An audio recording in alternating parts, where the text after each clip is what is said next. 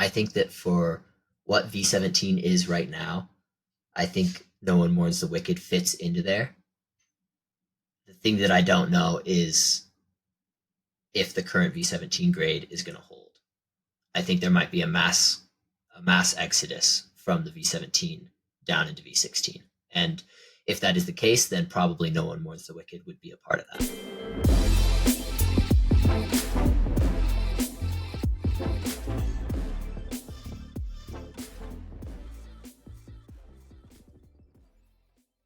Nice, man. That was great. That was great. Yeah. That was great. I Psyched. you went from good to great. Although, dude, our last podcast was fantastic also, dude. Sick. I really love that one. I like those. I think I pointed out three things during this podcast that I remembered because the good shit sticks. Like I remembered those things because they actually made like an impact on me. The Right. the other thing you told me last time that I think it was like a pro tip is like when you walk into the gym, just go wash your hands with soap, Yeah. get all those oils off your finger, and then just see how the friction is. And just I I used to never wash my hands. I was like worried about water, or before I wash my hands, dude. Right, But, right, right. but before climbing, because I was like, oh, it's like water, Yeah, it's and gonna make my then skin soft. yeah, Yeah. and I've just made that habit, and then just allowing that to then kind of give me some feedback about what is the conditions like, how does my skin feel, and so that was another big one for me. Sick. Oh, I'm glad to hear that. Well, dude, I am psyched. I think you did a really good job of taking me there. Like you painted the picture. You know, there's nothing wrong with. I like getting into the nitty gritty of like this is the number of the grade and all this stuff, but just like knowing what was going through your head, it's when I reflect on my climbing, I don't reflect on like, oh, that was like V10. You know, it's like that's not really what you remember. You know. Mm-hmm. Mm-hmm. I know. Honestly, the thing that I remember the most from last year, Defying Gravity, were the rest days spent hanging out with Charlie and Ben, and then the rainy days spent climbing in the gym with like all the homies. So yeah, it's definitely everything surrounding the trip and the boulder that stick with you. The actual send moment, like it's hard to. I feel like it's hard to actually create memories during that time. Your brain is in such a crazy state; it doesn't actually like lock down anything. That was one thing that I forgot to ask you was about like, did you train while you were out there, or like were you just nonstop sieging the boulder, you know?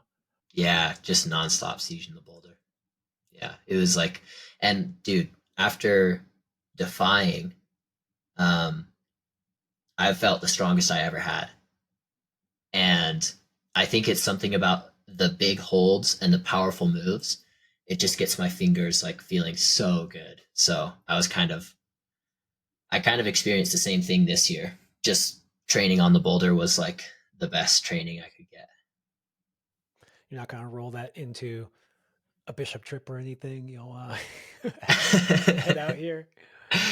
Ah, maybe Aiden's out there right now. I think Yeah. Yeah. Aiden Roberts. I've been wanting to link up with him, so head home for Christmas, and then you might see me out in Bishop.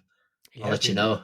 I'm going to be out there a lot. I've got a project out there that is probably my first time kind of digging into a project. I'm one of those people who just I don't know. Either I climb it or I don't. And usually if I know I can climb it, I'm just gonna climb it. You know, like, oh, I can do this and I'll just do it. But I've never really been struck with like, I don't know if I can link these moves or I don't know if I can do these moves. And that's why I go into those details of like, how did you start breaking it down? You know, like because to me that's a very different process than just when I know I can do something, I usually just do it, man. Yeah. Well, that's good. That's a good quality to have. Yeah.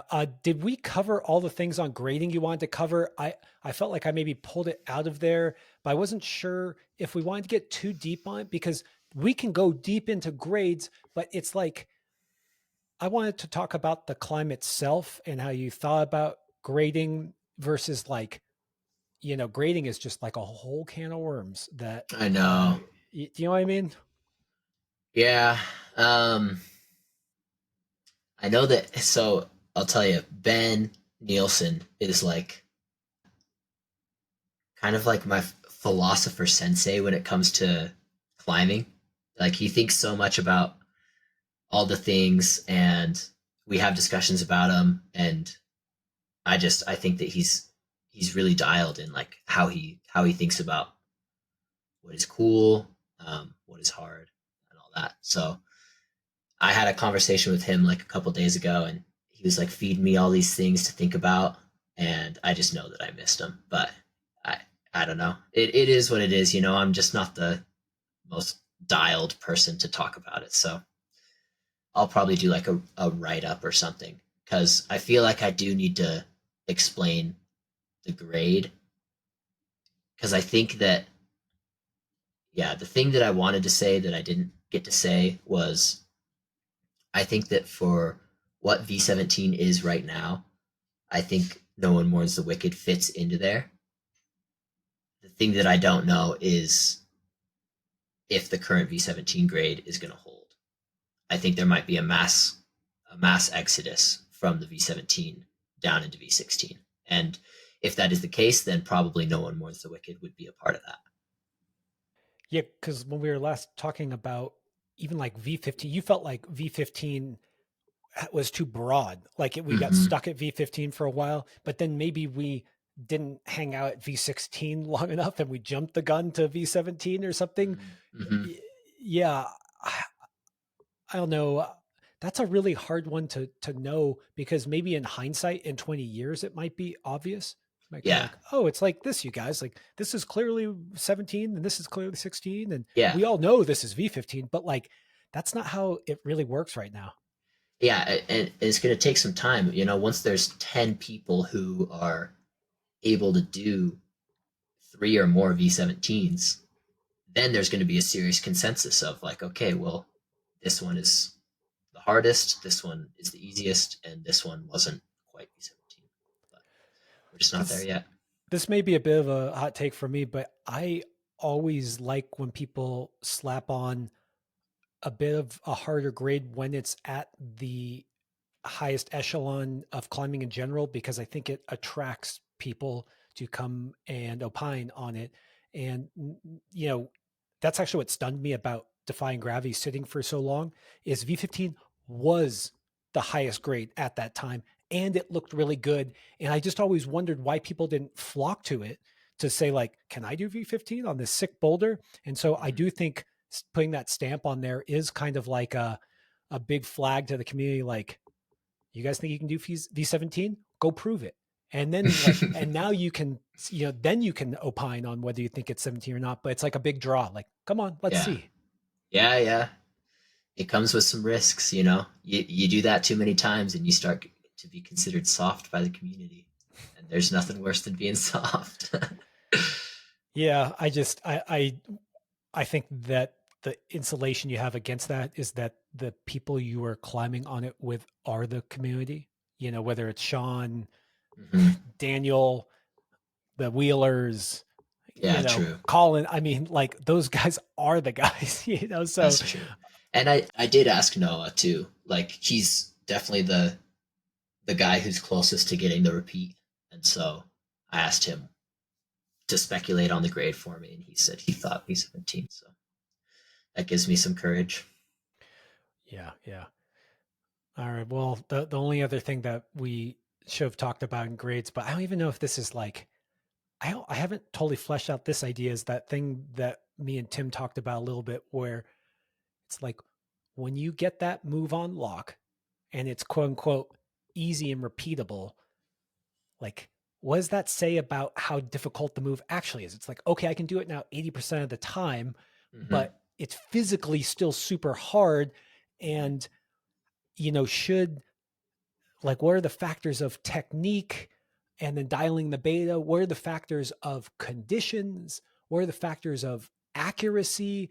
Like, or does it all just, you just assume, okay, I'm going to assume it's perfect conditions. I'm going to assume you are hitting it perfectly and have the perfect swing and beta.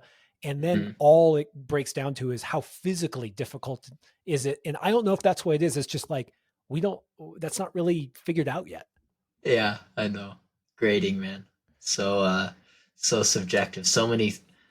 Yeah, I've heard people say that the physicality should be the thing that the grade is based on, and I just don't think that that's going to give people an accurate idea of how much of a challenge a boulder is going to be for them. You know, like yeah, it takes V3 strength to do this V6 technique. Ain't no chance a V3 climber is going to do it. But yeah, it's a whole can of worms here, right? Yeah. And that's why, like, I said this with Tim, where I think I covet physical strength. Maybe just as a community, we've coveted physical strength a lot Mm-hmm. recently. Mm-hmm. But then, like, when I play devil's advocate against myself, it's like, that is not what climbing is like. Because if you took a gymnast that had freak finger strength, also, you can't just like shove them onto a V10 and they can just do it. You know, they Yeah. still have to learn the technique. And now it's like, so maybe we should covet technique, because that can take a lifetime to develop. So, like, you know, you can't say like it should just be physicality, because, like you were saying, if it takes 10 sessions to break down the intricacies, like, even if you know the beta, then that gives you an idea of how hard it is, because even if you have the strength, that's not a guarantee. And so maybe we should look at like the time it takes, which you kind of hinted at before. So anyways, yeah, yeah, I don't know. I Definitely the think realm for philosophers, not for people doing it, I guess. yeah. I am curious actually. So to me, I guess just I just want to hear your take on this. To me, No One Mourns the Wicked is I don't know how to phrase it, but the name is almost like pointing out a problem in society. By naming the song No One Mourns the Wicked, and how by singing about how this wicked person, like no one is sad to see them go, it's like a statement that this is a problem and that the wicked should be mourned because the wicked are often misunderstood. Hmm. Well, there's two ways that the thing that makes me think are two different things. You could say that the wicked are just wicked because of us deciding that they're wicked, that they're like misunderstood. Mm-hmm. And, you know, so it's like, you know, the example would be you walk past someone homeless and drug abused on the street, which, you know, in San Francisco, where I lived forever, like, you kind of get immune to that. And you start thinking really negatively about those people, man. You start being like, Right. get out of my way. You suck. Stop doing drugs. But you might not understand their story. And it might be like, this is a genius that didn't fit into society and is Mm-hmm. struggling. And so, like, there's something interesting there. Or the way that I think of it when I think of that statement is, to be honest, it feels like to me a call to be good. That it's a cautionary tale. It's like, be careful. Like, what? No one cares if you're looked at as a bad person. Like, the reason to be a good person is multifaceted, but boy, when you're a bad person, society doesn't give a shit. Yeah. Does not care.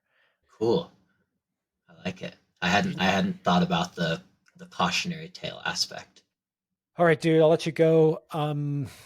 Good times. Thanks for thinking of me. I really enjoyed it. I've been really enjoying just diving into this particular boulder. I got to chat with Austin, chat with you. And I tell you what, man, I'm just watching the video and like looking at those grips. And I just, I'm sure I'm overconfident, because that's the kind of style I'm good at. I'm like, I could go and do that. And I'm sure I'm Mhm. going to walk up and just get my confidence totally shattered. Let me know if you need any beta, dude. I know every little intricacy. I can get you through it.